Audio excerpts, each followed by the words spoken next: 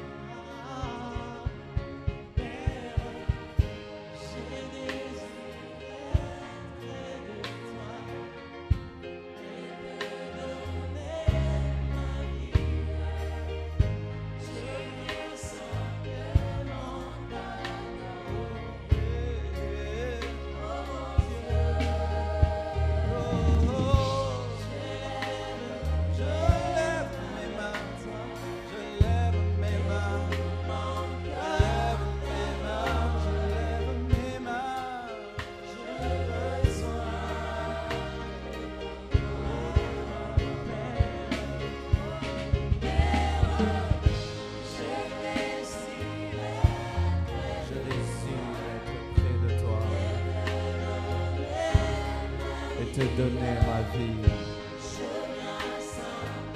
Je viens simplement t'adorer. Oh mon Dieu.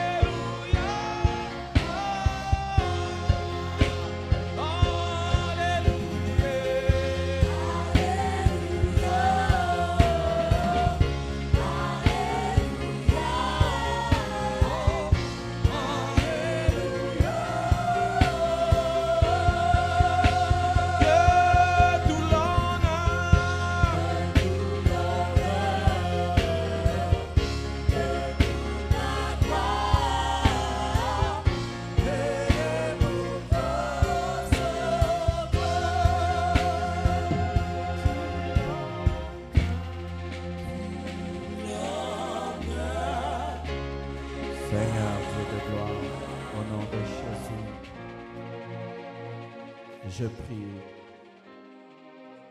que ce soir, tu nous enseignes, tu nous parles, tu nous formes, tu nous teins.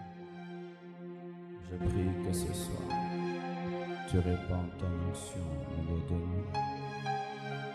Je prie que ce soir, que la fraîche onction coule, que ton esprit nous guide. Père, accomplis au-delà de ce que nous pensons et demandons. Fais-nous grâce. Fais-nous grâce ce soir encore. Bénis tous ceux qui nous suivent sur Internet. Parlez-leur, transforme-les. Là où ils se trouvent, que ton onction tombe, que ta gloire tombe. Au nom de Jésus-Christ. Bénis ta parole. Amen. Nous acclamons le Seigneur. Alléluia. Salue ton voisin de gauche, salue ton voisin de droite. Soyez les bienvenus à cette grande soirée de gloire. Amen. Je salue aussi nos frères qui nous suivent sur Facebook, sur Periscope. Que Dieu bénisse et qui vous touche là où vous êtes. Aujourd'hui, je vais enseigner et mon enseignement sera un enseignement technique. C'est-à-dire aujourd'hui, je ne vais pas vous donner beaucoup de versets. Je ne vais pas donner beaucoup d'exemples bibliques. Mais je vais vous partager mon expérience dans le domaine de la prière. Parce que notre thème aujourd'hui, c'est comment maintenir une vie de prière. Tu peux dire ça à ton voisin?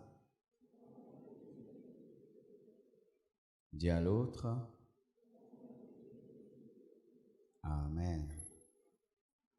Un seul passage ce soir. Nous sommes debout, s'il vous plaît.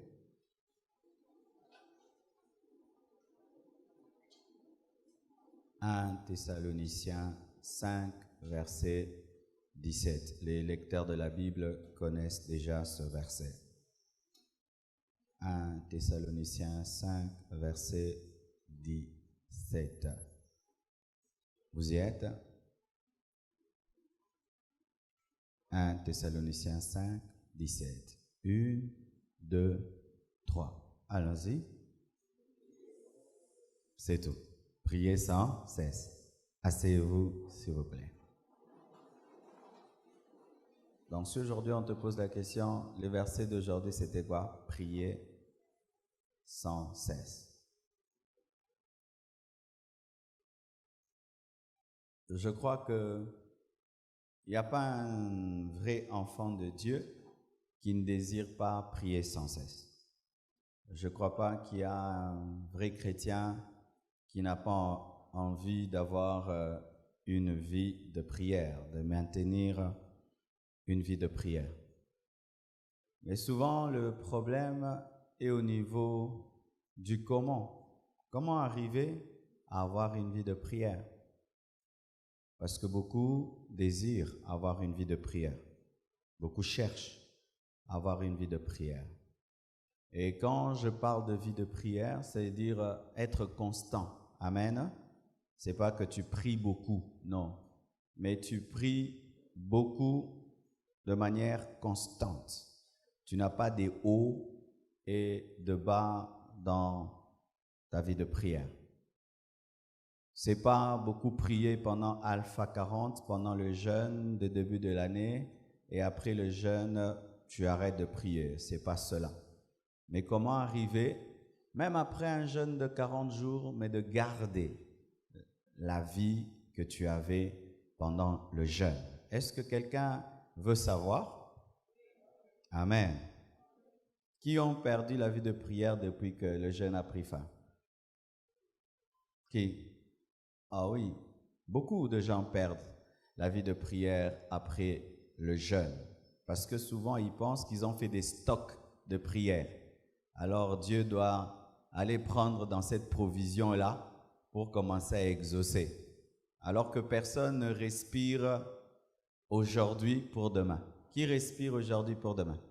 Oui, dit poumon, tu as trop respiré hier, aujourd'hui tu ne vas pas respirer. La prière, c'est la respiration de l'esprit. Celui qui ne prie pas ne respire pas. Alors Paul aux Thessaloniciens donne un ordre bizarre. Prier sans cesse. Est-il possible à un homme de prier sans cesse? Parce que sans cesse, ça veut dire 24 heures sur 24 heures. Avant de donner les secrets pour maintenir une vie de prière, d'abord, j'aimerais qu'on comprenne prier sans cesse. Prier sans cesse, ce n'est pas que tu dois être 24 heures sur 24 heures à genoux en train de prier. Sinon, comment est-ce que tu vas accomplir la parole qui dit que celui qui ne travaille pas ne mange pas? Lorsque tu lis dans la Bible et que tu trouves une contradiction où la même Bible te dit de prier sans cesse, mais la même Bible vient te dire aussi que celui qui ne travaille pas ne mange pas, alors tu dois savoir que c'est toi qui ne comprends pas la pensée profonde des Écritures. Lorsqu'on dit prier sans cesse, ce n'est pas qu'il faut être 24 heures sur 24 heures à genoux, parce que même les hommes qui disent être à plein temps, ils ne prient pas 24 heures sur 24 heures, sinon il ne faut pas dormir, il ne faut pas manger. Mais quand on dit prier sans cesse, c'est avoir une vie constante de prière. Amen, c'est cela. On nous donne des exemples dans la Bible d'un homme qui priait sans cesse. Daniel priait 3 fois par jour. Et lorsque même on a voulu l'interdire de prier, il a continué dans ses habitudes. Amen. C'est ça, prier sans cesse. Ce n'est pas que tu ne fais plus rien dans la vie, tu viens habiter l'église et tu pries sans cesse. Ce n'est pas cela. Décoller souvent dans la prière, c'est bien. Mais se maintenir, c'est mieux. Monter spirituellement, c'est très bien. Mais te maintenir spirituellement, c'est mieux. Beaucoup de chrétiens montent des fois, mais ils descendent souvent. Il y a un auteur chrétien qui a dit que la différence entre les champions et les perdants, c'est que les champions font souvent ce que les perdants font des fois. Il a dit que les champions font souvent ce que les perdants font des fois. Un champion, tous les jours, il fait la musculation, tous les jours, il fait le sport. Mais un perdant, un dimanche, il fait un jogging. Après 2 mois encore un jogging, vous n'aurez pas la même musculation. Alléluia. Qui veut être champion dans la prière? Voici. Pour que tu deviennes champion dans la prière, c'est-à-dire quelqu'un qui maintient une vie de prière, c'est que je vais te prêcher aujourd'hui. Ce n'est pas à mettre dans un cahier et puis tu dis j'ai des enseignements sur la prière. Ce n'est pas des enseignements que tu vas apprécier. Non. Ce sont des enseignements que tu dois appliquer. Tant que tu n'appliqueras pas ce que je veux te dire, tu ne seras jamais un champion. Parce que souvent, nous connaissons beaucoup de choses sur la prière, mais souvent nous ne prions pas. Nous ne prions pas. Voici le premier secret que j'ai appris avec Dieu en 26 ans de vie chrétienne. Pour maintenir la vie de prière, tu dois aimer la prière. Amen. Tu dois aimer la prière. Il est impossible de maintenir une vie de prière si tu dégoûtes la prière. Parce qu'il y a des chrétiens qui n'aiment pas prier. Ils n'aiment pas prier. Ils évitent la prière. Si là on cause, ils sont très à l'aise. Mais si on dit maintenant on va prier, ils sont mal à l'aise, ils s'en vont. Ou bien ils commencent à dormir, ou ils commencent à s'ennuyer, ou tout d'un coup ils ont des démangeaisons. Tout d'un coup, il a des démangeaisons parce qu'on a dit il faut prier. Est-ce que tu aimes la prière? Est-ce que tu aimes la prière? Alléluia. Parce que Dieu ne peut pas te forcer à avoir une dimension que tu ne veux pas. C'est pourquoi la première chose que vous devez demander, vous qui voulez avoir une vie de prière constante, demandez à Dieu l'amour de la prière. Je connais des amoureux de la prière. Ah, pas possible. C'est-à-dire, ils cherchent tout le temps des occasions pour prier. Tout le temps, ils cherchent une occasion pour prier. Même si tu lui dis de bénir la nourriture, tu sens que sa manière de bénir la nourriture est différente des autres. Amen. Hein? Tu sens qu'il cherche tout le temps une occasion pour se tenir devant Dieu. Tu dois aimer la prière. Et voici.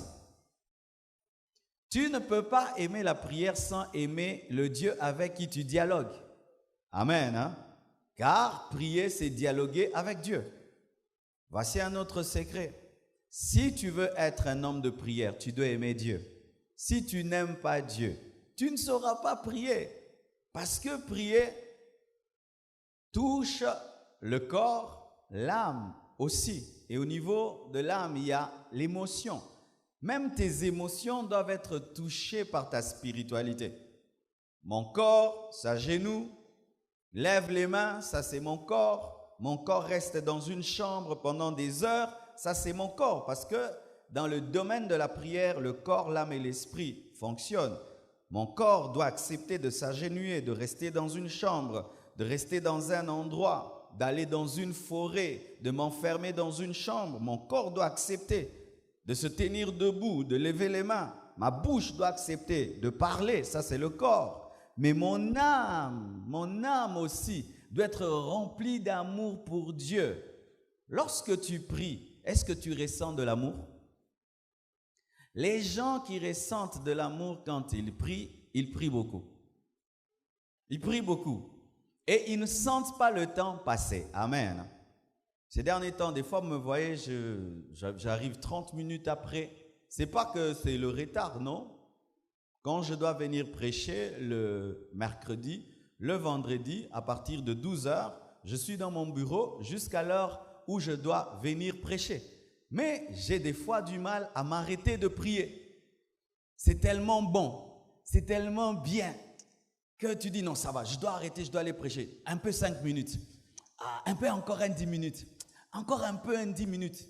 Encore un peu un 10 minutes. Il faut que j'aille. Encore un petit 5 minutes. Parce que les gens qui prient, ils savent que se déconnecter et se connecter, c'est difficile. Quand tu atteins un niveau là, quand tu sors pour revenir, c'est difficile. Alléluia.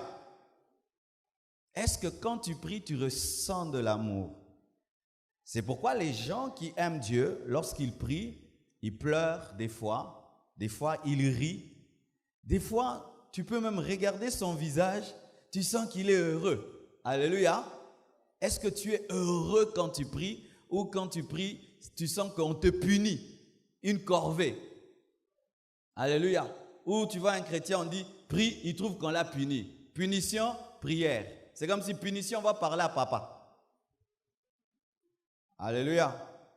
Pour avoir une vie de prière, tu dois aimer la prière et tu dois aimer le Dieu que tu pries. Et tu ne peux pas aimer Dieu si tu n'as pas une révélation de Dieu. Quel est le nom de ton Dieu? Jésus? Oui. Mais quelle révélation tu as de Jésus? Amen. Quelle révélation personnelle tu as de Jésus? À la maison, j'ai un perroquet. Bien aimé, le perroquet là m'a enseigné qu'il y a des chrétiens perroquets. Mon perroquet, il rit. Tu as déjà entendu un perroquet rire? Il rit. Mon perroquet parle lingala, il parle français. Mon perroquet, il imite même les sonneries des téléphones. Parce que pour lui, il n'y a pas de différence entre un téléphone, une sonnerie de téléphone, entre un homme qui parle. Mais il peut dire précisément ce que tu dis, mais il ne le comprend pas. Et il y a des chrétiens qui sont des perroquets. Quand il dit Jéhovah Jireh, c'est perroquet. Jéhovah Rapha, c'est perroquet. Alpha Oméga, c'est perroquet. Il n'a aucune révélation personnelle de Dieu. Et quand on prie ici, on dit prions. Il regarde à gauche, à droite. Ah, tout le monde fait comme ça. Lui aussi, comment ça fait? Alléluia.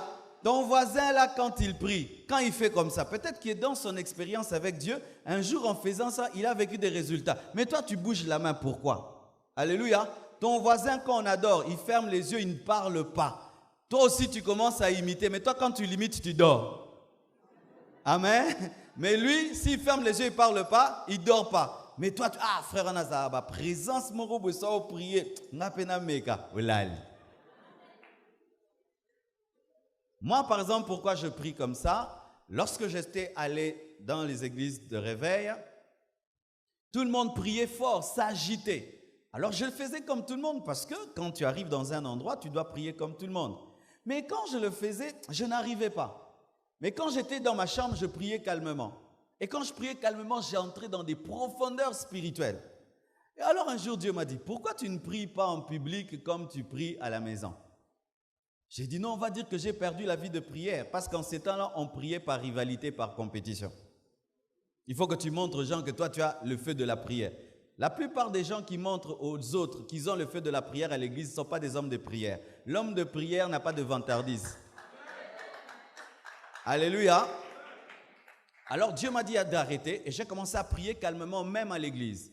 Et mes amis commençaient à dire que j'avais perdu la vie de prière, mais j'avais plus de résultats. Je pouvais faire ces genres de prières-là pendant 6 heures sans me fatiguer et sans me lasser. Bien-aimé, ne prie pas comme ton voisin. Prie selon ta révélation de Dieu. Amen. Hein? C'est pourquoi si toi, quand tu pries, tu es à genoux, tu te sens bien, prie à genoux. Si toi, quand tu pries, tu es prosterné, tu te sens bien, prie prosterné. Si quand tu pries, toi, assis, tu te sens bien, prie assis. Oh non, Dieu est assis sur le trône, toi aussi, comment tu es sur ton trône? Ça, c'est congolais. Si alors j'ai des rhumatismes.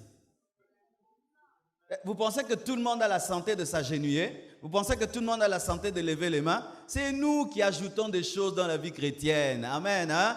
Prie selon toi, pourvu que ça marche. Mais là, il te faut une révélation. Et pour avoir la révélation, il faut creuser. Tu vois, tu peux arriver dans un endroit où il y a la terre, mais sous la terre, il y a des diamants. Tant que tu ne prends pas une pelle pour creuser, tu ne sauras pas qu'il y a des diamants. Dieu aussi, il est ainsi. Si tu ne creuses pas, tu ne sauras pas qu'il y a des diamants, tu n'auras pas la révélation. C'est pourquoi quitter la vie chrétienne superficielle. Amen. Vous savez qu'est-ce que la vie superficielle? La vie chrétienne superficielle, c'est une vie chrétienne qui s'arrête aux 4 murs de l'église. C'est-à-dire que tu es spirituel ici. Une fois qu'on dit Amen là-bas, tu vis comme un homme normal. C'est une vie chrétienne superficielle. Mais lorsque la vie que tu as à l'église te poursuit au travail, à l'université, partout où tu es, à la maison, alors là, tu as une vie chrétienne profonde parce que tu n'es pas chrétien ici, mais tu es chrétien partout. Amen. Vous comprenez jusque-là? Une autre chose. Pour avoir une vie de prière, il faut être discipliné. Discipliné dans quel domaine? Dans les programmes que tu fais à Dieu. Amen. Jamais tu ne pourras maintenir une vie de prière si tu n'as pas un programme. Impossible. Les gens qui prient quand ils sentent ou quand ils veulent n'ont pas une bonne vie de prière. Vous allez voir, Daniel avait une discipline. Le matin, à midi, le soir. Jésus. Vous savez pourquoi est-ce que Jésus a été arrêté? Parce qu'il avait une vie de prière disciplinée au point où Judas savait qu'à telle heure, Jésus se trouve dans le jardin. Amen. C'était dans sa discipline qu'on l'a attaqué pour qu'il puisse ressusciter. Quelle est ta discipline? Un homme de prière, quand tu l'observes, tu sens dans sa vie une routine. Amen. Une routine. Une monotonie. Où on sait chez toi à la maison que lui, mercredi, il prie beaucoup. Lui, vendredi, il ne faut pas le déranger, c'est sa journée de prière. Lui, samedi, il ne faut pas le déranger, il s'enferme.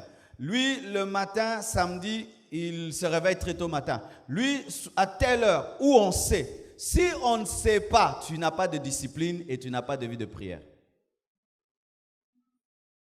Il y a un bien-aimé, j'avais beaucoup aimé ce qu'on m'avait dit sur lui. On m'avait dit, mercredi, ça ne sert à rien de le téléphoner ni de le chercher. C'est sa journée de prière. Il s'enferme dans sa chambre du matin jusqu'au soir. Waouh! Et aujourd'hui, il a un puissant ministère en Angola, l'apôtre Hervé Bélessi. L'apôtre Hervé Bélessi était serviteur de Dieu au milieu de nous. Et j'entendais ça de lui. On me disait ça. Lui-même ne savait pas. On me disait, Hervé, il ne faut pas le chercher mercredi. C'est sa journée de prière. Il est dans la chambre du matin jusqu'au soir. Aujourd'hui, il est en train de bouger l'Angola. Alléluia. As-tu une discipline? Si tu n'en as pas, aujourd'hui, tu dois l'avoir. Lorsque tu rentres à la maison, fais un programme de prière. Voici. Ne fais jamais un programme de prière extraordinaire. C'est-à-dire, matin, 2h à 8h, prière. Mais moi, non, là, on matin. Amen. Par semaine, jeûne 4 fois. Je vais commencer à jeûner. Alléluia. Ne fais pas ça. Ne promets pas à Dieu ce que tu ne pourras pas accomplir. Au lieu de promettre à Dieu 3 heures du temps que tu ne sauras pas accomplir, promets même 30 minutes que tu sauras accomplir. Alléluia.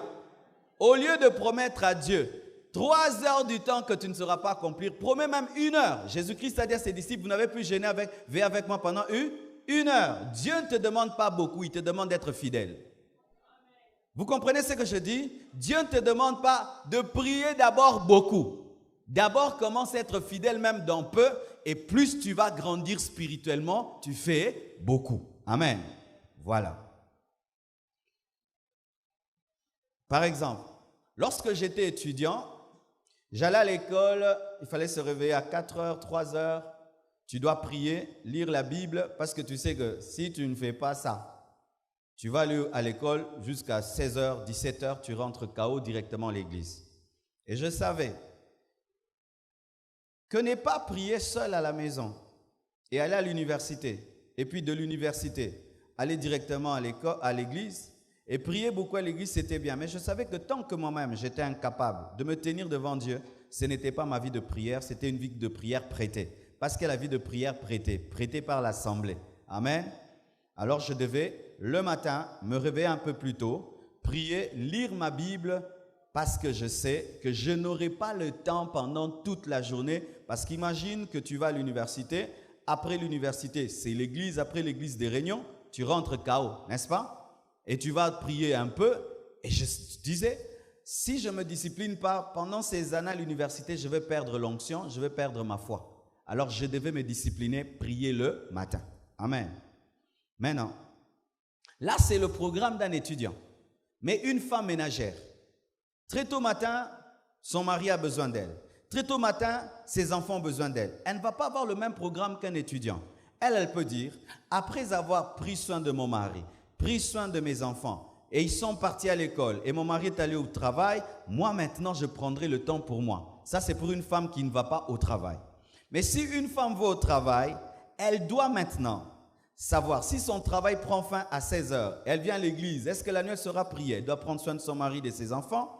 Elle doit apprendre à se réveiller avant son mari, avant ses enfants pour avoir le temps pour elle et aller au travail. Sinon, tu perds la vie de prière. Ainsi, personne ne peut prendre un programme de prière et te l'imposer parce que nous n'avons pas les mêmes défis. Amen. Il y a des gens, quand tu causes avec eux, ils peuvent te complexer. Moi, je prie 5 heures du temps. Comme, tu ne peux pas me suivre. Amen. Tu ne peux pas me suivre. Ah, je te dis, depuis 12 heures, moi, j'étais en prière et tout. Mais toi, tu étais à l'université. Toi, tu étais au boulot. Amen. Hein? Tu ne vas pas faire comme moi. Parce que moi, si j'étais à l'université, au boulot, je n'allais pas prier de 12 heures jusqu'à... Amen. Hein? Tu dois, selon toi, selon ton travail, selon tes études, tes responsabilités, trouver le moment. Parce que Dieu donne toujours à l'homme le temps de le chercher. Toujours. Toujours. Des fois, certains, c'est la nuit. Qui ici ne trouve pas rapidement le sommeil? C'est dit que vous êtes appelé à prier la nuit. Ah oui, voici.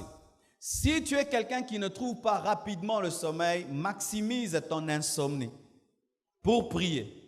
Car si tu ne trouves pas facilement le sommeil et tu vas dormir, tu auras mal à la tête parce que tu vas forcer ta tête à dormir et pendant que tu dors, tu es en train de réfléchir et de penser. Au lieu d'aller réfléchir sur le lit, va prier.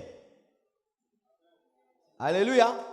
Mais il y a des gens qui préfèrent être sur leur lit depuis 22h jusqu'à 1h du matin en train de chercher le sommeil qui ne vient pas au lieu de prier. Mais prie. Et d'ailleurs, les insomniaques arrivent à dormir après avoir prié. J'ai rencontré une femme à Bruxelles. Elle m'a dit, pasteur, que Dieu te bénisse. J'avais un problème d'insomnie. Je ne savais pas dormir. On m'a donné tes prédications. Quand je t'écoutais, j'ai dormi. Et puis mon mari m'a dit, mais ce pasteur, tu l'écoutes pour dormir. Ne peux-tu pas maintenant l'écouter pour te convertir? J'ai commencé à t'écouter, je me suis converti. Que Dieu te bénisse. Alléluia. Matthieu la lycée. Oui, l'onction fait dormir. Mes enfants, quand je mets une prédication, ils dorment parce que l'onction donne la paix et le bonheur fait dormir. Oui. Ah. Il y a des trucs qui me viennent. Hein? Léonard Lubananga. Hein? Amen. Voici. Des fois, quand tu pries, tout sommeil n'est pas démoniaque. Oui, oui. Il y a des gens qui chassent tous les sommeils, même les sommeils qui amènent les songes. Car les songes, on les voit qu'endormis.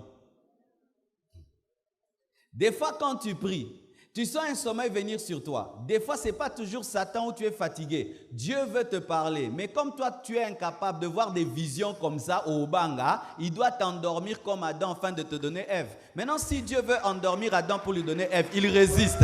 Est-ce qu'il aura Ève? Des moments, tu dois accepter de dormir pour voir les choses futures.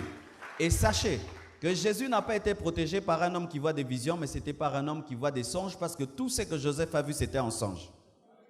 Naolal. Des fois alors, priez comme ça. Tu pries. Et si tu sens un sommeil et tu sens qu'il est de Dieu, ne dis pas Amen. Va maintenant, tu dors. Comme ça, tu es sous l'onction. Tu vas voir, tu auras facilement des songes parce que tu dors dans la présence de Dieu. Ah, ça va. Qui a dit? Est-ce qu'il y a un verset qui dit qu'on finit toujours la prière par Amen? On a le bien Amen était prière et silité. Oh. Quand Jésus a ressuscité Lazare, il avait dit Amen. Alléluia. Ne tombez pas dans la religiosité. Quand tu deviens religieux, tu vas perdre la vie de prière parce qu'elle va devenir monotone. Mais quand tu es spirituel, tu ne vas jamais te lasser parce que ce sera tout le temps des découvertes. Amen.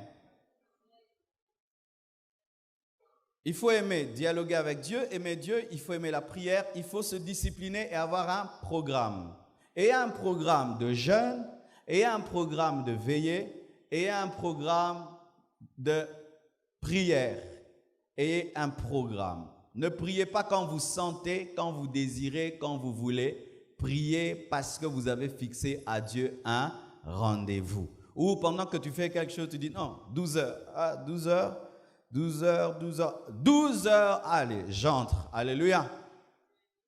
Aussi, lorsque tu as été incapable d'accomplir ton engagement et ton rendez-vous avec Dieu, ne tombe pas dans l'indiscipline, mais récupère le second jour. Parce que souvent, ce que les gens font, s'il a dit à Dieu, je vais commencer à me réveiller à telle heure pour prier, s'il n'arrive pas aujourd'hui, il se décourage. Non, tu dis Seigneur, pardonne-moi, mais aujourd'hui, aide-moi. Amen. Hein? N'abandonne pas un programme parce que hier tu étais indiscipliné. Répands-toi, relève-toi et continue. Même si tu dois te battre pendant 2 mois, bats-toi jusqu'à ce que tu vas respecter le programme. Parce que la discipline demande un prix, la détermination et la persévérance. Que Dieu te donne la persévérance, qu'il te donne la détermination, au nom de Jésus. Amen. Voici. As-tu remarqué que tu respectes un rendez-vous en fonction du respect que tu donnes à la personne? Mon frère peut fixer un rendez-vous à l'autre frère, il dit 16 heures, il viendra à 17 heures. Mais s'il me fixe à moi un rendez-vous à 16 heures il viendra à 16h, n'est-ce pas? Souvent, nous ne respectons pas les rendez-vous que nous donnons à Dieu à cause d'un manque de respect pour Dieu. Et de ce côté-là, bien aimé, les musulmans ont des choses à nous enseigner. Un musulman, quand c'est son heure de prier, il prie. Même s'il a une affaire à faire, même s'il est dans un aéroport, même s'il est devant qui, l'heure de prier, Allahu Akbar, Allahu Akbar. Alléluia. Mais nous, tu peux rater ton heure de prière parce qu'il y a un ami qui est là, parce qu'il y a un film important, parce qu'il y a ça, il y a ça. Donc tu donnes plus de valeur aux hommes qu'à Dieu. C'est ainsi que tu ne peux pas être un homme de prière sans respecter Dieu. Jamais. Et le respect suppose la crainte de Dieu. Il est impossible que tu sois un homme de prière sans la crainte de Dieu. Jamais. Jamais. Parce que c'est la crainte de Dieu qui peut t'amener à dire « Ah, c'est mon heure de prier, excusez-moi ». Ou non, on se fixe un rendez-vous à telle heure. Non, non, non, ce jour-là, c'est mon heure de prier. On se voit à telle heure au restaurant. Non, non, moi, cette heure-là, je prie. On se voit à telle heure la nuit. Ah non, moi, la fête, samedi, je ne pars pas parce que je dois préparer ma prédication. Mais on se voit tel jour. Non, j'ai ma retraite ces derniers temps. Seulement si tu as le respect pour Dieu. C'est pourquoi, lorsque tu sens que tu cesses de respecter Dieu, sache que l'ennemi viendra t'amener à ne plus respecter tes rendez-vous. Voilà. Si tu dois aller en France et prendre ton avion à 7 h du matin, je te dis, tu vas te réveiller à 3 h. Vrai ou faux? Aussi, mon Congolais a raté avion en France. J'ai rencontré des gens. Il va voyager à 21 h. Il va déjà vers Maluku à 16 h. Il est dans les parages. Oh, quel bon embouteillage, pasteur. Na boy ba embouteillage. Na ozela déjà ba kotoyo. Mais la même personne, si elle fixe à Dieu un rendez-vous, Seigneur, je vais prier à 21 h. Tu vas voir comment est-ce qu'elle sera négligente. Elle respecte un vol Air France plus qu'un rendez-vous fait à Dieu. D'ailleurs, des fois, nous disons à Dieu, Seigneur, réveille-moi à 5 h, je vais prier. Dieu vient et il te réveille. Des fois même tu bouges. D'autres, ils tombent même de leur lit, n'est-ce pas? Mais malgré ça, oh. Ah. Est-ce que je peux te dire quelque chose? Tu as déjà entendu cette voix qui te dit, tu vas prier dans 5 minutes, mais tu te retrouves déjà le lendemain? Qui vient te dire, il est 5 h. Dors même un peu 10 minutes. Et puis tu pries. Et puis tu pries. Est-ce qu'en 10 minutes tu vas récupérer? Si tu es fatigué, tu seras toujours fatigué. Il vaut mieux que je prie fatigué et Dieu me fortifiera que dormir 10 minutes pour avoir une force que je n'aurai pas. Mais la plupart des temps, cette voix te dit, dors un peu. Et puis tu dors 10 minutes. 8 h. Et nous sommes militaires. Oh Seigneur Jésus, mais moi, vraiment. Voilà maintenant. Comment peux-tu tomber 1000 fois sur la même peau de banane? Comment se fait-il que cette voix t'a toujours fait la même chose, t'a toujours piégé de la même manière, mais tu n'es jamais devenu sage pour comprendre que c'est l'ennemi? Cette voix te dit toujours dans 10 minutes, dans 10 minutes, mais tu crois toujours cette voix malgré qu'elle t'empêche de prier. Tu continues à croire. C'est parce que tu ne respectes pas Dieu. Parce que quand tu as le respect, rien ni personne ne peut te demander de différer un rendez-vous, n'est-ce pas? Voilà. Tu me fixes rendez-vous à 5 h du matin chez toi et à 5 h, je sonne devant ta porte et puis je te dis, je suis là, ton pasteur. Même si tu es dans ton pyjama, tu vas faire quoi? Même si tu es en train de manger, même si tu es en train de faire quoi, tu vas arrêter, vrai ou faux? Tu vas venir m'ouvrir. Maintenant, Dieu, qui est plus que moi, le roi, le Seigneur, il n'est même pas devant ta porte, il est à côté de ton lit. Il te réveille, il te dit, mon fils, moi le créateur du ciel et de la terre, le Seigneur des seigneurs, le ressuscité du 3e jour, je suis là pour qu'on cause. Oh là là. C'est ce que tu fais. Est-ce que tu imagines ça? Maintenant, une personne qui a fait ça, est-ce que Dieu va bénir tout ce qu'elle fera pendant la journée? Tu commences la journée avec un Dieu en colère. C'est pourquoi tu as des journées banales. C'est pourquoi tu n'as pas des journées surnaturelles. C'est pourquoi tu n'as pas des journées bibliques. Tu as une journée comme la journée des hommes, parce que le Dieu surnaturel est blessé dans ta vie. C'est pourquoi tu vis comme un homme normal. C'est pourquoi la Bible dit, vous êtes des princes, mais vous vivez comme des hommes quelconques. Pourquoi? Dès le matin, la personne que vous blessez, c'est celle qui devait bénir vos journées. Et si tu ne l'as pas fixé rendez-vous le matin, tu lui fixes rendez-vous le soir. Il vient pour souper avec toi. Imagine, tu me dis, pasteur, à 19h, 20h, tu viens à la maison, on va manger ensemble, souper ensemble. J'arrive là, je frappe, et puis tu me dis, pasteur, programme on a décommandé en go. Quel manque de respect, n'est-ce pas? Et Dieu, la même chose. Tu dis, Seigneur, à 21h, je dois prier. 21h arrive, Dieu est là. Tu dis, Seigneur, j'ai sommeil. Maintenant, quand le diable va t'attaquer la nuit, quand les sorciers vont te chercher, quand les puissants des ténèbres vont te chercher, le Dieu qui devait te protéger, tu l'as blessé avant de dormir. Et pire, c'est lorsque tu viens de suivre un film de 3 heures du temps, où tu étais devant la télé, mais tu lui fixes un rendez-vous de prier, tu as pu suivre un film pendant 3 heures du temps, mais lui, le prier même 1 heure, tu n'as pas pu. C'est pourquoi les chrétiens ont des vies ordinaires. Il lit la Bible, mais il ne la vit pas. Il pleure, il ne vit rien, parce qu'il n'y a pas de respect. Que Dieu te donne le respect pour lui. Une autre chose, j'ai remarqué dans ma vie de prière que je prie beaucoup lorsque j'ai un fardeau. Quand j'ai un fardeau, même si j'ai prié, je continue à prier. Même si je dis j'ai prié, je dors, je continue seulement à prier. Donc le fardeau me prend trop.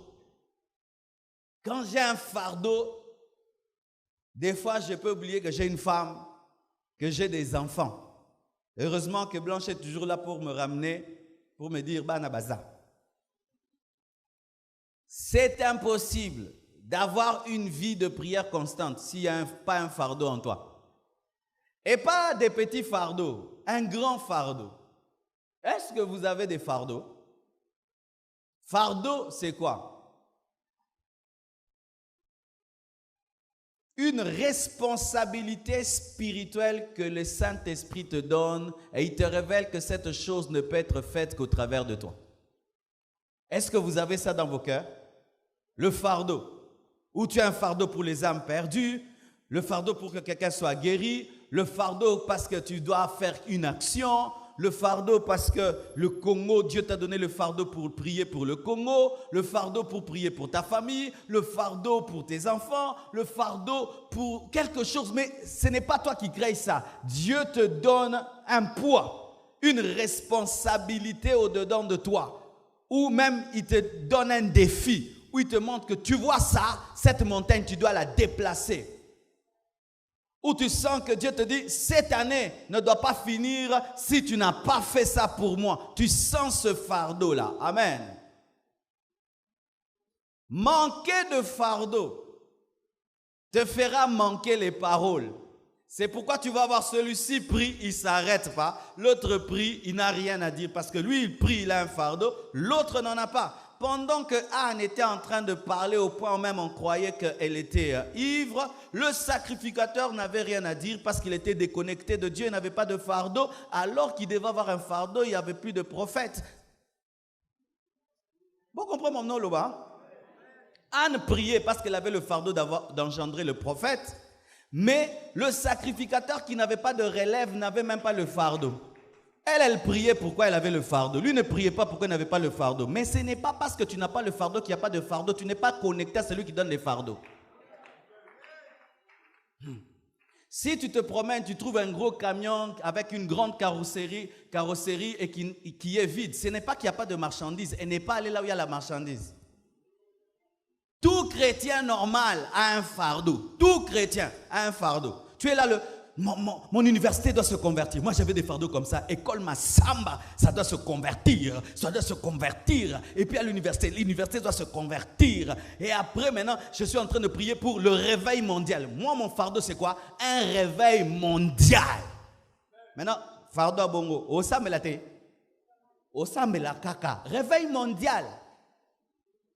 Ah, et je vous assure, mon fardeau maintenant, c'est le réveil mondial.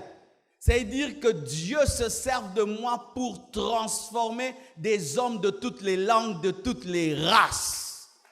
Amen. Hein? Et Dieu peut le faire. Dieu peut le faire. L'une de nos prédications qui a été donnée mercredi ou vendredi sur Internet, elle a pu atteindre 100 000 personnes. 100 000 personnes du monde entier. Les gens nous appellent de l'Ukraine, de l'URSS, du Rwanda, nous appellent du monde entier, de la Norvège, de la Hongrie. Un réveil mondial. Amen. Est-ce que tu as un fardeau? Si tu n'as pas de fardeau, tu auras une vie de prière en dents de scie. Tu pries beaucoup et puis tu pries pas et tu pries. Mais si tu as un fardeau, tu sauras prier. Voici. Dans le domaine du fardeau, il y a un piège. Tu pries pour une chose, une fois que tu atteins la chose, si tu ne remplaces pas le fardeau par un autre, tu vas tomber dans le piège d'arriver. C'est ce qu'on voit des fois, un frère, il a un fardeau et quand Dieu exauce, il perd la vie de prière parce qu'il n'a pas remplacé le fardeau par un autre fardeau. Jésus a prié fardeau, il devait avoir les apôtres. Quand il est les apôtres, il avait le fardeau que le Saint-Esprit vienne. Et il avait un fardeau qui remplaçait toujours un autre et qui remplaçait toujours, parce que dans la spiritualité, il ne faut jamais arriver. Amen.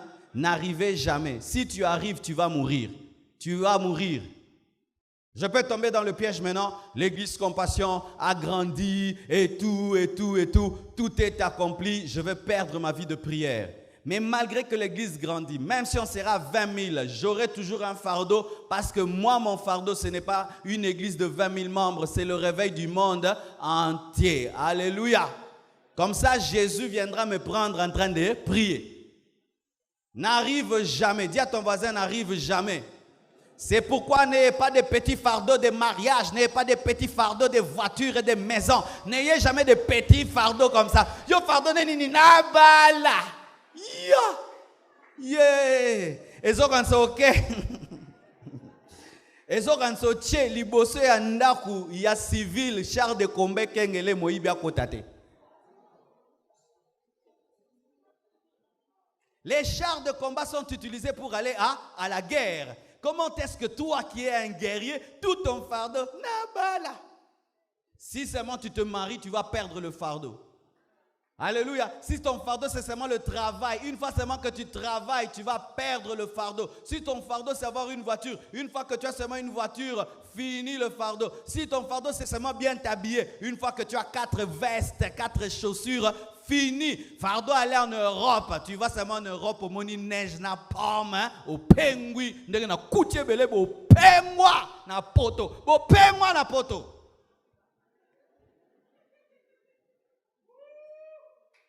Tu trouves un prédicateur à Pengwa, Panin, moins tout Eiffel.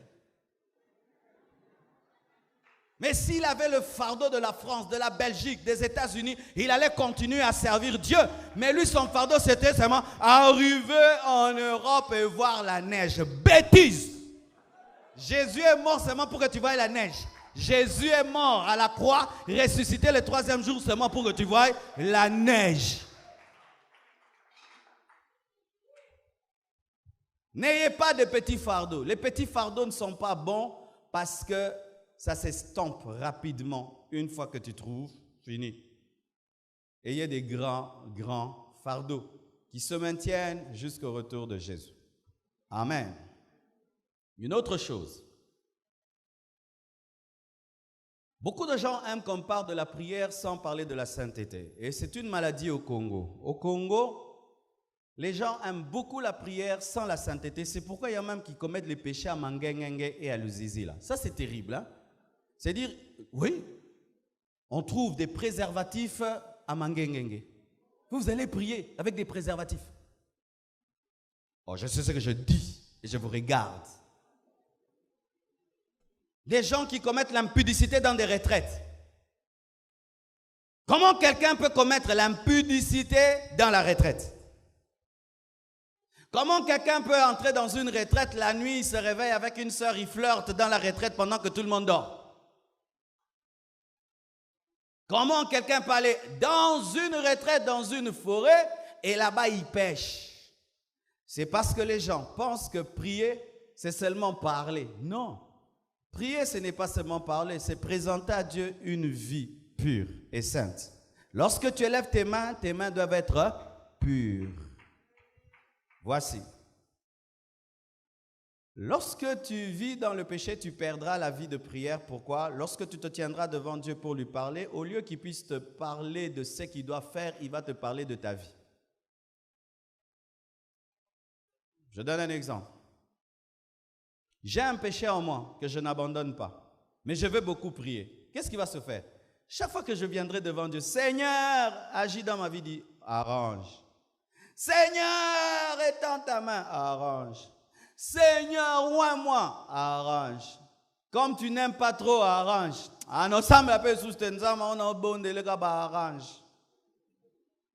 C'est pourquoi le péché détruit la vie de prière parce que ça te donne la culpabilité.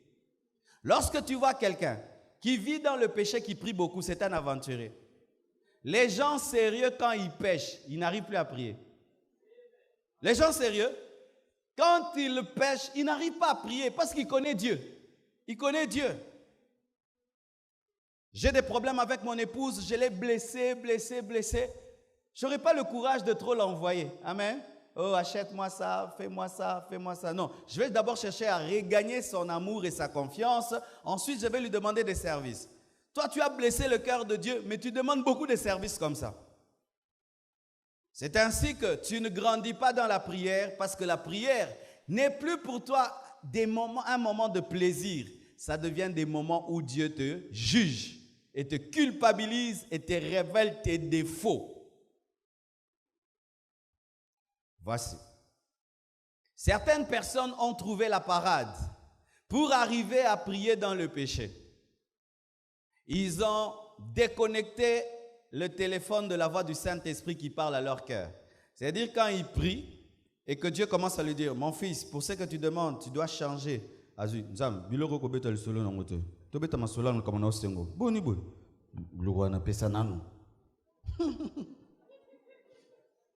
Et voici.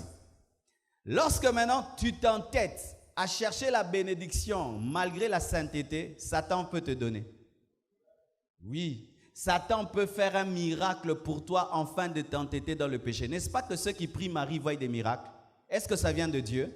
Une fois que tu pries devant les Nzete Kauka, tu vois le miracle. Ça t'encourage à aller prier Nzete et Kauka. Pour que tu puisses t'entêter dans l'incrédulité, le diable fait des miracles pour toi. Et il y a certains miracles qui s'obtiennent dans le péché qui ne sont pas engendrés par Dieu, mais par Satan pour t'entêter.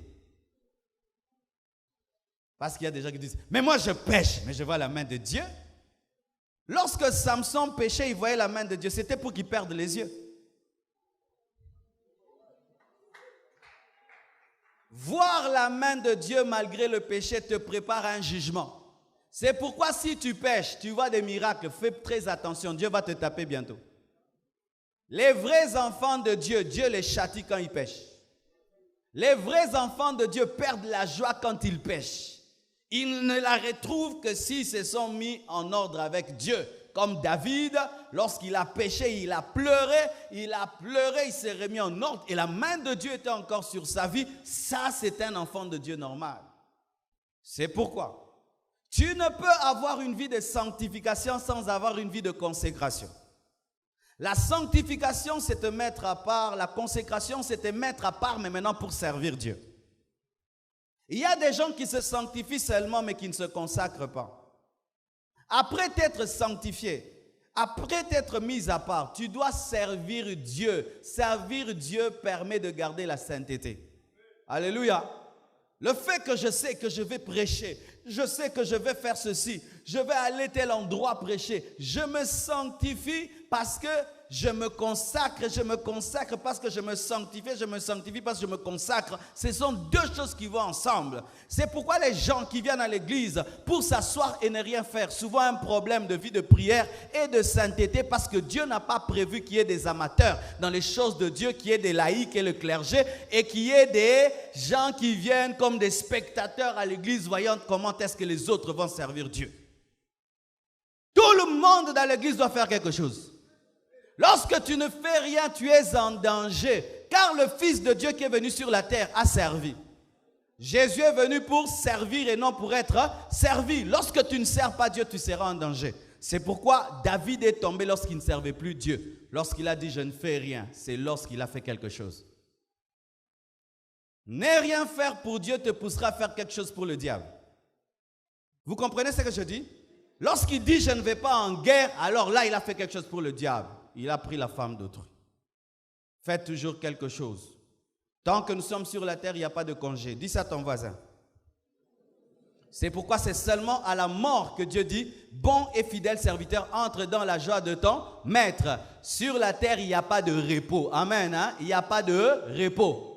Toi, tu veux te reposer. Satana, tiki kozala Satana. Obo attaqué yete azana repo mikolo. Bo attaqué yete azana repo. Bandoki babi totiki ye. Migwa opema. Ha. Meka. D'ailleurs, qu'est-ce qui arrive? Lorsque Jésus-Christ était dans le jeûne, le diable l'a attaqué et puis après il a dit quoi? Il s'est retiré attendant un moment favorable. Mes moments les plus dangereux dans le ministère, c'est lorsque je finis une croisade, lorsque je finis un séminaire, lorsque je finis une grande action. Ce sont les moments les plus dangereux où je suis le plus éveillé que possible parce que connaissant le diable, je sais que c'est là qu'il viendra parce qu'il sait que là tu vas un peu baisser la garde parce que tu viens de beaucoup travailler. C'est là que tu dois encore monter la garde. Ceux qui boxeur azana ring azala très éveillé pas yebi ke mutamaka sazali bosona epe mutana ke betaye mais sera kitio mona kitsara mais boxeur mususu ala tara coupete ala tik pantalon na veste a betio kao ozapeka kao ateza ring te ozaka kao. Vous comprenez l'on a lobby? Ne descendez jamais du ring comme ça. Tu descends quand? Mais toi, bitume silité. La Bible dit quoi? Portez toutes les armes de Dieu afin de surmonter dans les mauvais jours et de rester debout après avoir tout surmonté. Même si tu as tout surmonté, tu dois rester debout. Et pour rester debout, tu dois continuer à porter l'arme. Même si tu l'avais portée dans la guerre, tu dois continuer à la porter après la guerre pour rester debout après la guerre. Mais il y a des gens, c'est quoi? Pendant le séminaire, il est spirituel. La croisade spirituelle. Quand il finit, bouzoba. Quand il s'attend à bosanier, il y a un kanda no munene. Lorsque Noé a construit l'arche et il a sauvé sa famille, il a cru que le diable l'avait oublié alors que l'esprit de l'ivrognerie l'attendait. Il avait oublié que tous les animaux étaient décédés. Tout le monde était mort sauf les démons.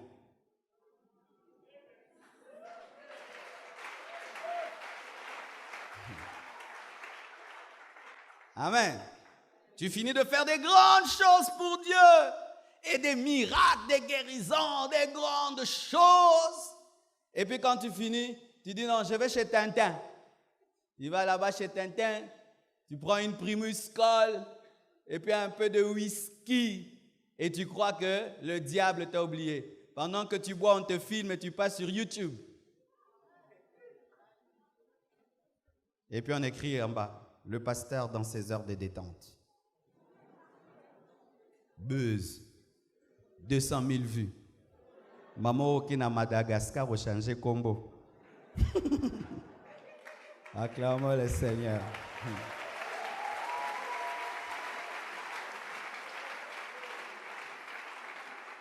Les grandes personnes ont compris ce que j'ai dit.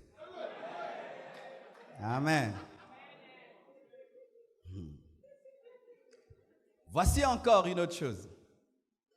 Il faut t'entourer des hommes de prière sans dépendre d'eux. Si tu veux maintenir une vie de prière, ne sois jamais l'ami de quelqu'un qui, chaque fois que tu parles, il est contre la prière. J'aime par exemple le pasteur Jean-Paul. Chaque fois qu'on est avec lui, il me dit, Thomas, il faut qu'on prie. Thomas, il faut qu'on entre en retraite. Thomas, il faut qu'on prie. Mais il y a des hommes de Dieu, quand tu es avec lui, il faut, Marcelo, il faut arrêter ces jeunes de 40 jours là. Hein? Tu vois les 30 jours là, avec l'âge. Plus l'âge avance, tu vois, plus l'âge avance. Il faut laisser ces choses aux enfants. Ah, donc toi, tu es devenu plus spirituel que Jésus. Tu es plus spirituel que Paul.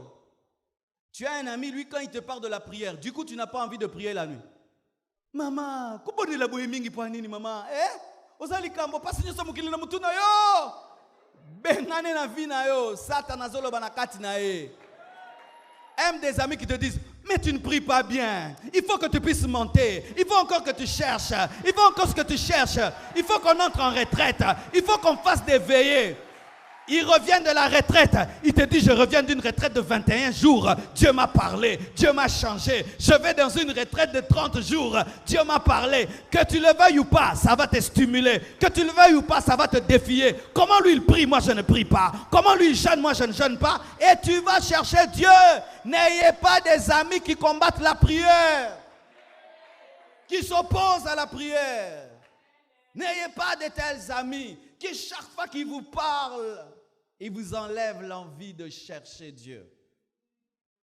Une fois je reviens de l'église, j'avais prêché, je rentre à la maison, ma soif n'était pas étanchée par le culte, je mets encore une prédication et je commence à suivre. Et je vois un homme qui vient, oh Marcelo, tu suis encore des prédications après les cultes? Non, il faut te détendre. Papa, yobi posa nanga, yobi méchant naza nango. Si toi tu te rassasies au dessert, moi c'est le dessert, moi c'est le dîner, c'est le souper et tous les restes là, je prendrai. Mais il y a des gens, s'il prie 1 heure, il est content. Mais il y a d'autres, il faut mettre à 10 heures. Tikala nengo zali, tikana ba 1 heure na yo ça ba 10 heures na yo. Aie des amis qui prient plus que toi, ils vont te tirer. N'aie pas des amis qui prient moins que toi, ils vont t'enterrer. Il faut avoir des hommes qui te poussent à prier. Tu le regardes, il dégage la prière. Et puis tu dis non, un homme comme moi peut prier comme ça. Moi aussi je vais prier. Si on pouvait te dire de monter tes pantalons, on va voir si tu pries. Il y a des frères qui ont des genoux clairs comme des filles. Un homme de prière ici, si on lui dit tombola, mouindou, mais t'as un bogard, moutalo samboa za bogard, t'as un vilain. Ah, vilain. Il y a un qui toko. Oh, donnez-moi un amen. Un musulman, on le reconnaît où? Ici, il a une tâche. Un chrétien qui prie. Ici. Alléluia. Dans l'église Nzambe Malamu, avant de prêcher, il ne demandait pas les CV, les diplômes. C'est aujourd'hui dans les églises, tu as étudié où? Tu peux être théologien, tu n'as pas Dieu. En grec, en hébreu, orgueilleux, non brisé. Là, j'ajoute même pas. C'est maintenant ici, quel diplôme tu as? Tu étudies où? Oh, moi, l'UPC, moi, ceci, cela. Mais eux, c'était quoi? Fais monter ton pantalon, pasteur. Si c'est trop beau. Où y a ça là qui? Ma bonne de les avoir, hein? Mais quand on voit déjà c'est noir, on dit prie. Maintenant on commence à voir ta doctrine, ton témoignage. Si on te disait de soulever ton pantalon. Les femmes, faites ça, mais mettez les coussins. Vous devez être jolies. Oui. Il y a aussi des femmes qui abîment leurs genoux en désordre. Ton mari aussi doit se plaire à toi. Moi je conseille aux femmes, comme vous agenouillez beaucoup, prenez un coussin, mettez-vous sur ce coussin. Pour garder les genoux jolis, parce que vous êtes des femmes. Parce que si tu abîmes trop,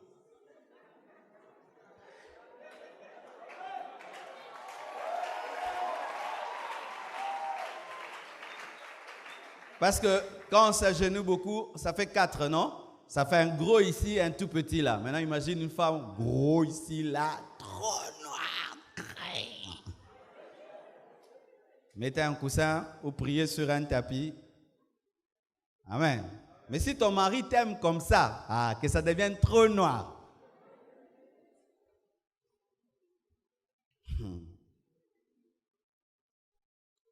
Mais, même quand tu as des amis qui prient, tu ne dois pas dépendre d'eux. Parce qu'il y a des gens, ils prient beaucoup lorsqu'ils prient en groupe. Mais seuls, ils n'arrivent pas à prier. C'est très mal. Parce que chacun a sa destinée. Pendant un temps, vous pouvez commencer à prier ensemble, 7 personnes. Vous allez dans des retraites ensemble. Mais demain, Dieu vous sépare. Celui-ci va à gauche, à droite. Dieu élève celui-là, vous voyagez. Et puis tu te retrouves seul et puis tu perds la vie de prière. Même si il faudrait avoir des amis qui prient, ne dépend pas d'eux. C'est-à-dire, malgré que tu as des amis qui prient, toi tu pries aussi seul. Et lorsque vous venez ensemble, vous mettez le feu ensemble. Mais si tu es dépendant, dans les moments de séparation, tu perdras ta vie de prière.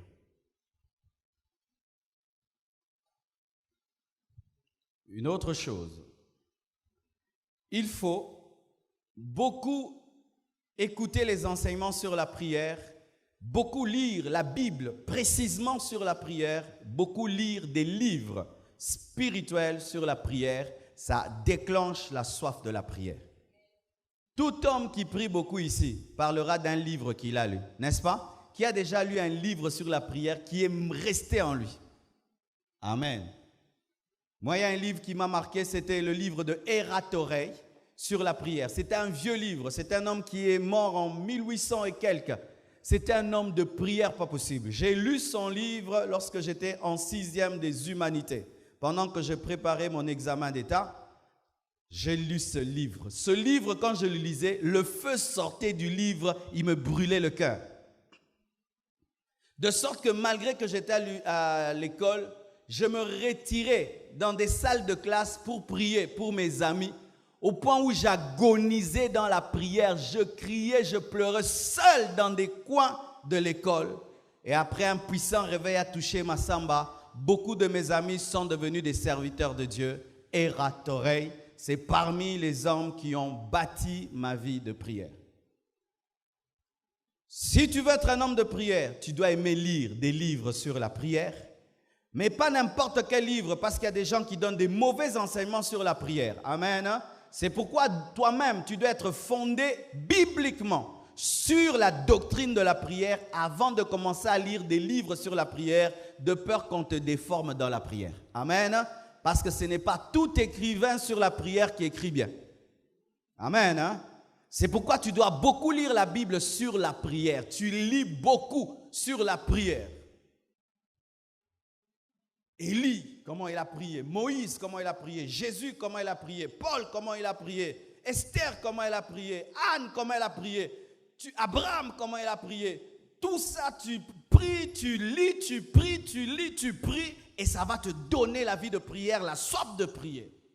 Le problème, c'est que les gens aiment avoir une vie de prière constante, mais n'aiment pas prier. N'aiment pas plutôt lire la Bible et lire des livres des hommes qui ont expérimenté la puissance de la prière.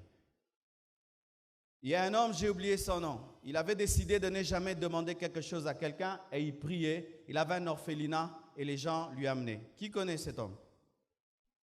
Vous connaissez? Il s'appelle encore comment? Joe? Non, c'est un autre. J'ai oublié son nom. J'ai oublié. J'ai oublié le nom. Cet homme avait décidé dans sa vie qu'il ne demandera rien à personne. Rien. Même s'il a un besoin, il ne demande pas. Lui, s'il a un besoin, il va, il prie et puis Dieu lui donne.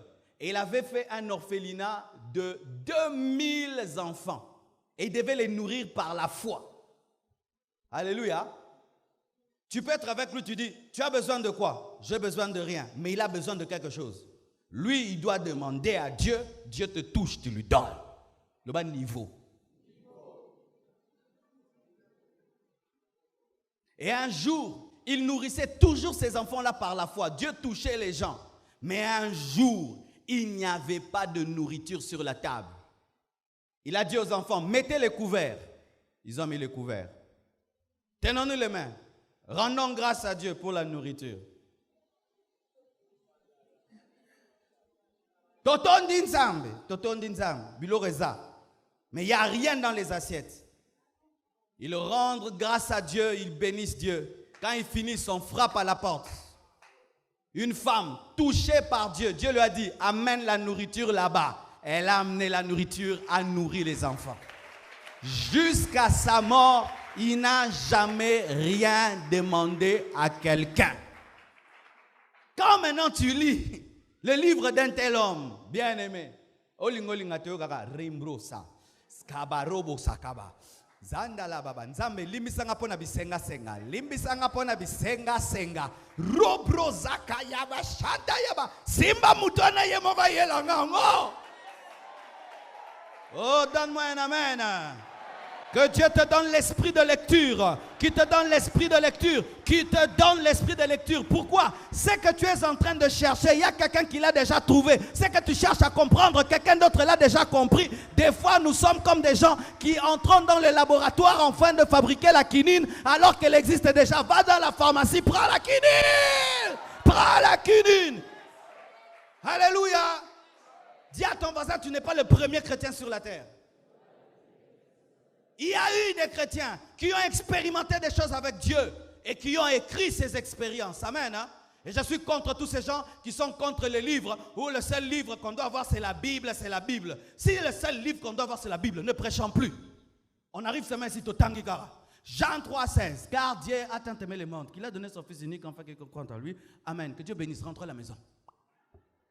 Ah oui? Nous sommes à la parole. Les livres, on n'a pas besoin des livres des hommes de Dieu. On n'a pas. Aussi. Quand on vient à l'église, on lit seulement les chapitres comme au culte matinal et puis on rentre. Mais pourquoi vous restez? Malgré ce n'est pas la Bible. Parce que vous croyez que cet homme qui parle a le Saint-Esprit. Maintenant, au lieu seulement de parler, je vais écrire cette prédication. Mabé.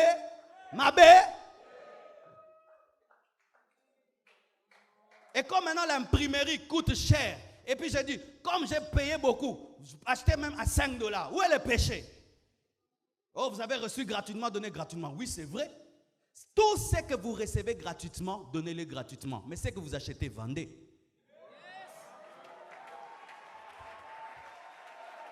Oui. Frère, être chrétien, ce n'est pas être bête. Il faut être intelligent. La Bible dit, ce que tu as reçu gratuitement, donne-le gratuitement. Ça veut dire aussi quoi? Logique. Donc, ce que tu achètes, fais quoi?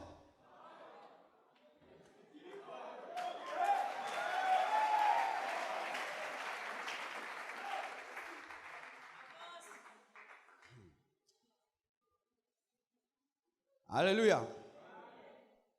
Voici encore. Il faut éviter la dépression. Dis dépression. La dépression, c'est lorsque tu arrives à un moment où tu atteins un niveau de découragement chronique, où tu ne crois plus en rien, où tu commences à douter même aux promesses de Dieu. Tu commences même à douter en l'existence de Dieu. Tu deviens incrédule. Tu perds la foi. Il faut éviter ça. Cela arrive souvent lorsqu'un problème dure, lorsque tu te tiens devant une contradiction. Il fut un temps dans ma vie, je n'avais pas de maison.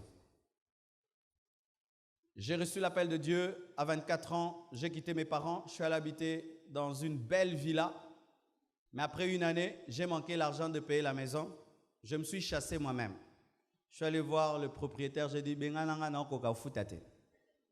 et j'ai quitté cette maison. Quand j'ai quitté cette maison, j'ai eu du mal à retrouver ma garantie. J'ai commencé à habiter chez les fidèles. 3 mois ici, 3 mois là-bas. Jusqu'à un jour même, on m'avait chassé d'une maison la nuit. Je suis allé habiter dans un garage. Et quand j'ai habité ce garage, il fallait qu'on m'amène la nourriture pour que je mange. Si on ne m'amène pas, je jeûne. Tu dors ici, par terre avec une mousse. À droite là-bas, la toilette penchée, sans porte. De l'autre là-bas, la douche sans porte. Un jour, je vais prendre mon bain et tout le quartier est venu puiser l'eau dans la parcelle parce que là au moins il y avait l'eau. Maintenant, comment je vais quitter là où je dors, traverser avec mon seau pour aller me laver? La côte esprit.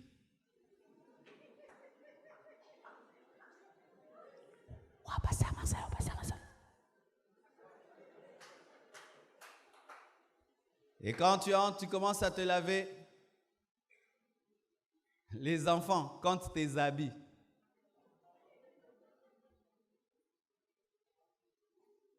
Et quand je suis rentré, donc, pour ça, je me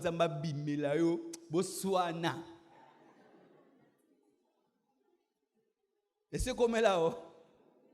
Heureusement que Dieu n'a pas de maisons physiques. Il y aurait beaucoup de grèves devant la maison de Dieu. Tozo comprendre te Mikolo.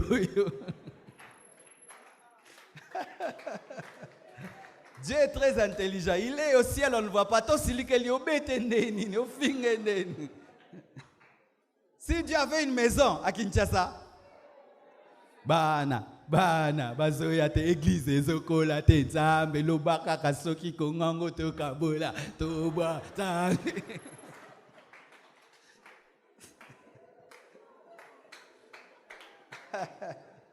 Non, Dieu, il est très sage. Je vous dis, quelle colère! Quelle colère!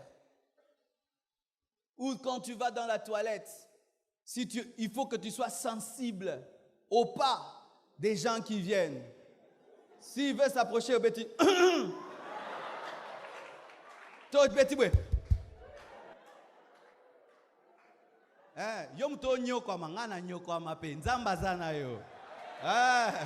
Que personne ne te dise que tu es maudit, c'est la formation. Que personne ne te dise que Dieu t'a abandonné, c'est la formation. Aujourd'hui, je parle, je ris, mais en ces temps-là, je pleurais. Même si tu pleures, ne rejette pas les promesses de Dieu. Même si tu pleures, n'arrête pas de prier. Et lorsque je pleurais, même si je ne comprenais pas, même si je sentais la colère, et aujourd'hui m'a fait sortir de là. Ce qui était un cauchemar, je l'ai oublié. J'en parle pour rigoler. Vous tous qui souffrez, Dieu vous connaît. Il ne vous a pas abandonné. Il est fidèle à sa promesse. Ne pense pas que tu es maudit et que tu es le seul à souffrir. Il y a des gens qui sont passés par là, mais qui ont tenu bon dans la foi et dans la prière et qui sont allés jusqu'au bout. J'aime parler de mon passé pour que vous compreniez qu'on n'est pas tombé du ciel. Que Dieu forme, il taille. Et des fois, quand tu souffres, ce n'est pas toujours le péché, c'est le désert des fois pour que Dieu puisse te former, te tailler et te préparer à manger le lait, le miel. Car c'est seulement la bouche qui a pu goûter à la manne, qui peut goûter au lait et au miel. Dieu te donne la manne afin de préparer ta mâchoire à prendre le lait, le miel. Ne devenez pas incrédule, tu vas perdre la vie de prière. Et frère, des fois on t'oublie que tu n'as pas mangé et tu es là. Et qu'est-ce que je faisais? Je me regardais dans le miroir, je pleurais et je disais une chose: Marcelo, il ne faut pas lâcher. Marcelo, tu ne dois pas lâcher. Dieu t'a appelé, il est avec toi. Tiens bon, n'arrête pas. Et je vivais de telles choses. Je porte mon habit, je vais à l'église, je prêche, je rentre, je pleure. Le lendemain, je prêche, je rentre, je pleure. Je prêche jusqu'à ce qu'un jour, on m'a même chassé du garage. Imaginez comme na point zéro, babotolio. Une nuit, derrière là où tu es, tu as de la haine pour l'endroit que tu es. Une nuit, vers 22h, on vient me dire, sans même me saluer, par la fenêtre, maman a dit que tu quittes ici. Pourquoi? Quelqu'un avait volé quelque chose dans leur garage. Et puis, imaginez. Moi, maintenant, je dors. Avec mes soucis, il m'ajoute encore. Et puis, il me dit, il faut que tu partes. Je lui réponds, je partirai. Mais je ne sais pas où. Il me dit, tu iras où? J'ai dit, c'est moi, je partirai. Quand il est parti, j'ai continué à pleurer. Je suis allé dormir dans les bureaux de l'église. Mais Dieu touchera une femme, lui ordonnera de me faire du bien. Et Dieu touchera un papa diamantaire, lui ordonnera de m'amener en Mbujimaï. Il m'a dit, pasteur, onyo kwa mabakino ba onyo kola yo. Na memo na Mbujimaï. Ya on a bala bango. Ah non. Il m'a amené en Mbujimaï. Je prêche comme ça, les gens sont étonnés. Étonnés. Je suis rentré tellement béni que ma vie a changé jusqu'à aujourd'hui.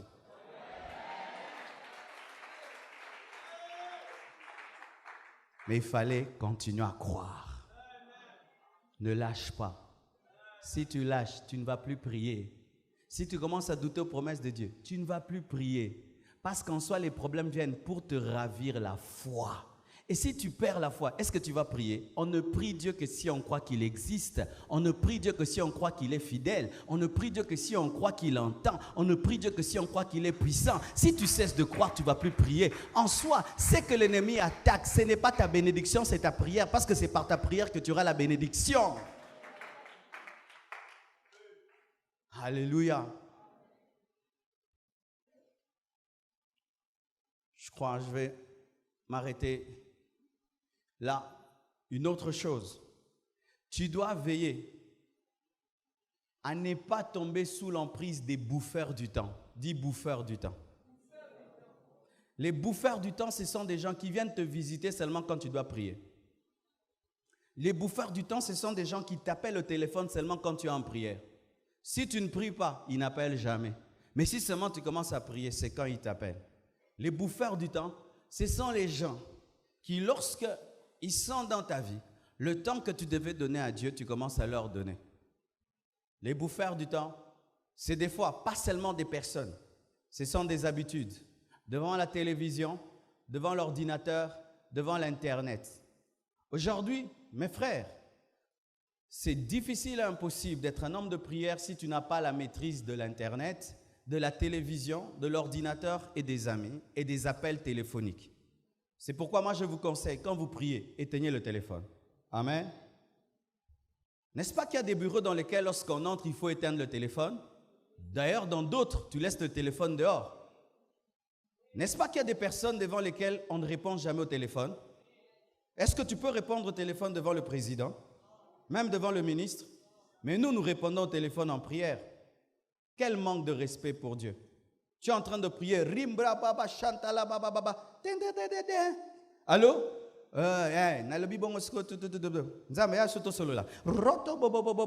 Allô? Voici ce qui se passe dans le monde de ténèbres. Lorsque tu es en train de prier et que tu commences à être exaucé, l'ennemi te pousse à faire des choses qui vont bloquer ton exaucement. Et la plupart des temps, c'est lorsque tu ne sais pas te discipliner par rapport au téléphone. Mais vous savez pourquoi est-ce que les gens n'éteignent pas leur téléphone quand ils prient?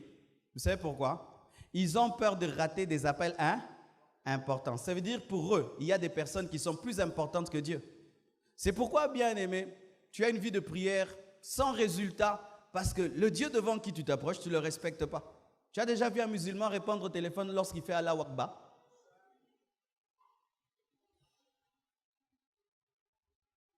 C'est très sérieux, hein? Amen, hein? Lorsque tu sens que tu aimes beaucoup la télévision, tu sens que lorsque tu es devant la télé, tu as du mal à moi j'appelle même te décoller de la chaise, parce qu'il y a des gens quand ils commencent à regarder la télé, il est collé, scotché. Tu dois te discipliner pour savoir, je regarde pendant autant de temps et puis j'arrête. Amen. Je peux regarder de telle heure à telle heure et puis j'arrête. Toute ma semaine, je suis comme ça. Peut-être le lundi, je peux me détendre un peu. Mais quand la télé te domine, quand tu te tiens devant un écran, c'est comme si c'est l'écran qui te contrôle. Ou même tu rates des rendez-vous importants à cause d'une télévision. Tu n'auras jamais de vie de prière. C'est pourquoi dans une maison où on prie beaucoup, vous allez remarquer que la télévision chôme. Amen. Elle chôme. Elle est là. Des fois, les gens y vont, ils regardent les informations, un peu tout. Mais la télé, elle est là, mais elle chôme. Mais dans une maison où il n'y a pas de vie de prière, tu vas voir qu'ils sont tout le temps, le matin, à midi, le soir, tout le temps. Ils ne prient pas. Il en est de même avec l'Internet. Tu dois te discipliner. Je prie, je poste des choses sur Internet, je m'arrête. Alléluia. Pour nous, qu'on insulte tout le temps, la nuit avant de dormir, tu vérifies.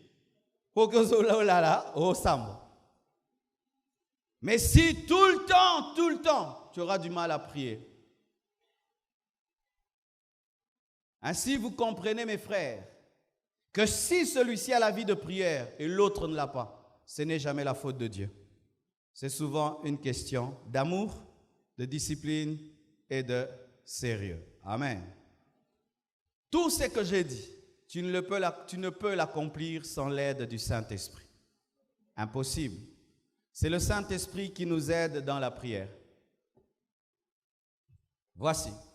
Suivez-moi. Ça, c'est 3 marches. Et la prière a 3 niveaux. Parce que l'homme a 3 parties, le corps, l'âme et l'esprit. Et la Bible dit que nous sommes des temples. Et donc, étant des temples comme le tabernacle, nous avons un corps, une âme et un esprit. Amen. Voici. Le Saint-Esprit, lorsqu'il vient te diriger dans la prière, t'aide à ne pas prier seulement dans le corps, dans l'âme, mais atteindre le niveau où tu pries en esprit, car tu es un sacrificateur de Dieu. Et le sacrificateur ne s'arrêtait pas au parvis, il ne s'arrêtait pas au lieu saint, il allait jusqu'au lieu très saint. Amen. Voici. Quand le Saint-Esprit te conduit dans la prière, tu vas sentir au début quand tu pries, il y a comme une lourdeur du corps. Tu sens ça? Au début, prions. Oh, rababa, shakada, bababa. Yandala, bababa, shika, bababa. Rubububububu. Amen. Shanda, bababa. Oh, rababa, shaka, bababa. N'est-ce pas? Frère Oyeba, bien t'es? Shintada, bababa. Mulunge. Oh, rababa. Frère Oba, prière, milai, bwe. Quand tu sens ça, tu pries au niveau du corps. Et il y a des gens, toute sa vie, il est là. Est-ce que là, il y a la Shekinah? Alléluia. Là, il n'y a pas la Shekinah. Est-ce que là, il y a le chandelier? Alléluia. Il y a des bonnes choses, il y a l'autel de sacrifice, il y a la cuve de rein, mais ce n'est pas la totalité de ce que Dieu peut faire. Quand tu pries et tu sens trop ton corps, il est fatigué, tu sens que tous tes boutons du corps commencent à te picoter, des maux de tête, tu es encore au niveau du parvis. Tu es trop conscient de tout ce qui se passe autour de toi. Oh, prie. Maman nga quoi, ta quoi. Eh, oh, on n'a mingi bosso na ngaya yo kwela ngai. Ba yo kangi ba protocole ba sa boka ngai.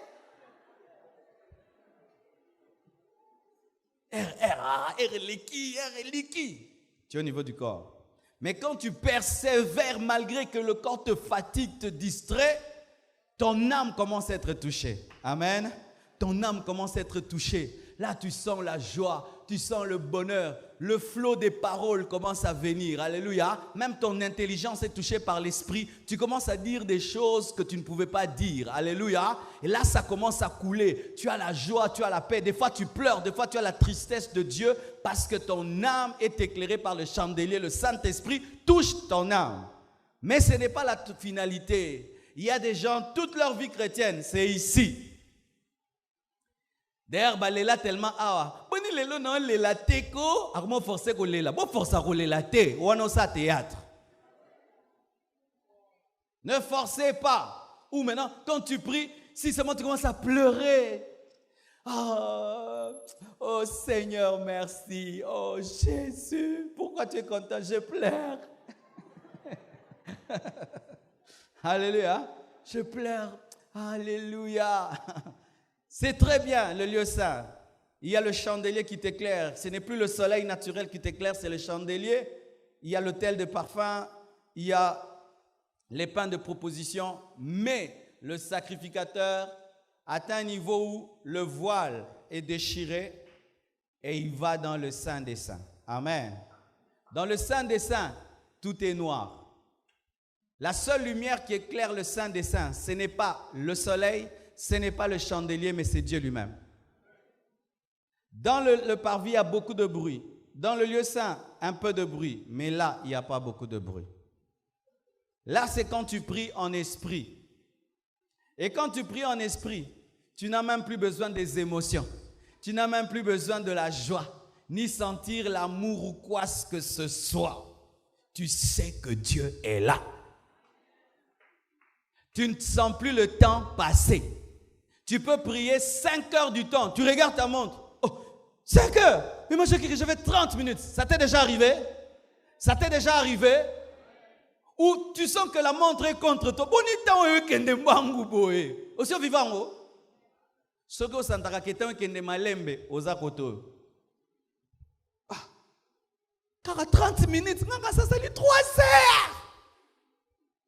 Mais lorsque tu pries en esprit, au contraire, tu feras beaucoup de temps dans la prière, mais tu ne sens pas. C'est pourquoi les gens qui prient en esprit, des fois ne les condamnez pas, qui n'aiment pas causer avec les gens, qui aiment se retirer. Eux ne sentent pas qu'ils ont duré. Lorsque Moïse va au sommet de la montagne, il ne sent pas qu'il a duré. C'est vous qui êtes en bas qui sentez qu'il a duré. Mais lui, il pense qu'il a seulement reçu 10 commandements. Alléluia.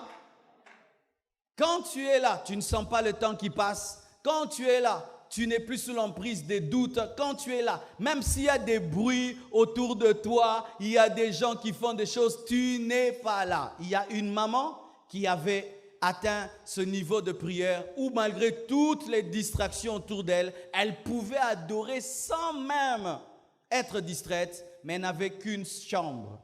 Beaucoup d'enfants, une seule chambre. Comment peux-tu bien prier? Tu as beaucoup d'enfants dans une chambre. Elle prenait seulement un drap, elle mettait sur elle et elle priait. Elle priait au point où un jour, quelqu'un est venu la chercher. Elle a vu que le drap brillait sous la gloire de Dieu. Alléluia.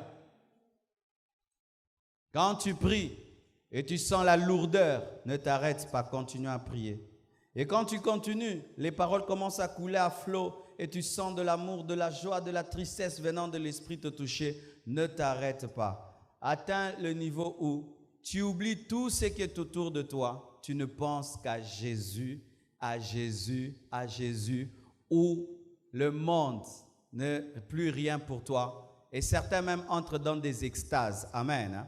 L'extase, ce n'est pas comme on prie, tu tombes seulement sous l'onction. Quelqu'un qui a une extase, c'est-à-dire que l'Esprit de Dieu lui donne des visions pendant ces moments de prière et il est conscient du monde qui l'entoure, mais à la fois, il est connecté à Dieu. Amen. C'est différent de ce que les gens font comme ils appellent des voyages spirituels. Amen. Voyage astral sorti du corps. C'est pas que toi, maintenant, tu commences à décider ce que pasteur Alobek te prier corps, âme, esprit, ce qu'on esprit au bimi. J'ai dit ça? Amen. Pour me soucier, non, prier dans nous autres, non, côté na âme, c'est quoi? Esprit, ce qu'on a bimi. J'ai pas dit ça. Amen.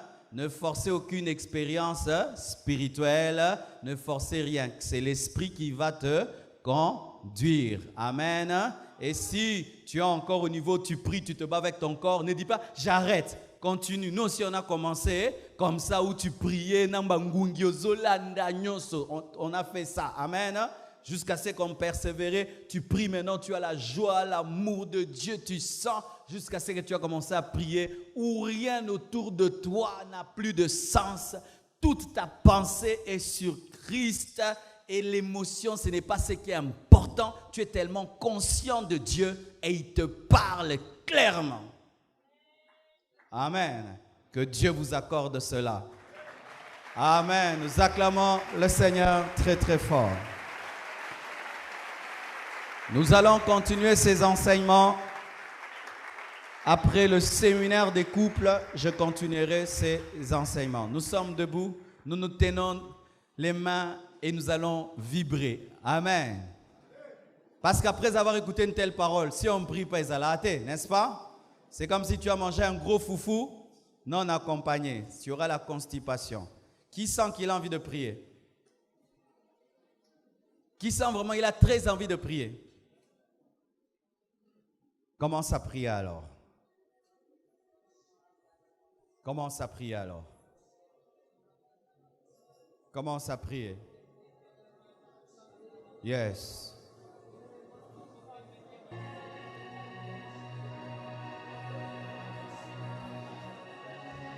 Yes, commence à prier.